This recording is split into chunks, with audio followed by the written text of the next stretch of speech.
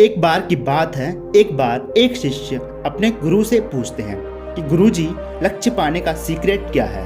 अर्थात इस संसार में कोई अपने लक्ष्य को प्राप्त कर लेता है और कोई नहीं कर पाता, ऐसा क्यों है? कृपया मेरा मार्गदर्शन करें। तो गुरुजी शिष्य को एक कहानी सुनाते हैं कि एक निसंतान राजा था और वह राजा समय के साथ बूढ़ा हो चुका था और उस राजा को राज्य के लिए एक योग्य उत्तराधिकारी की चिंता सताने लगी थी। योग्य उत्तराधिकारी की खोज के लिए राजा ने पूरे राज्य में सूचना दी कि अमुक दिन शाम को जो मुझसे मिलने आएगा उसे मैं अपने राज्य का एक हिस्सा दूंगा। राजा के इस निर्णय से राज्य के मंत्री थोड़ा आश्चर्य हुए और मंत्री ने राजा से कहा कि महाराज, आपसे मिलने तो बहुत से लोग आएंगे और यदि सभी को उनका भाग देंगे तो इस तरह तो राज्य के टुकड़े टुकड़े हो जाएंगे।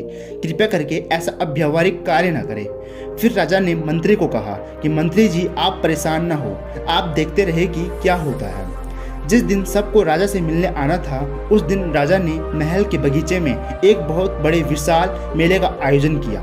मेले में नाच गाने और शराब इत्यादि की महफिल जमी थी। खाने के लिए अनेक स्वादिष्ट पदार्थ थे। मेले में कई प्रकार के खेल भी खेले जा रहे थे, जिसके कारण राजा से मिलने आए कुछ लोग वहीं नाच गाने में अटक गए, कुछ लोग खाना खाने चले गए, कुछ लोग आश्चर्यजनक खेलों में तथा कुछ लोग घूमने फिरने के आनंद में डूब गए।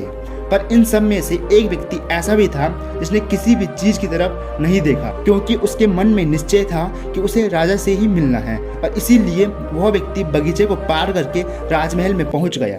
पर वहां खुले तलवार लेकर दो सिपाही खड़े थे। उन्होंने उस व्यक्ति को रोका, लेकिन वह व्यक्ति रुकने वाला कहाँ था। वह व्यक्ति उन सिपाहियों को अनदेखा करके और उन्हें धक्का मार के राजमहल में चला गया, क्योंकि वह निश्चित समय पर राजा से मिलना चाहता था।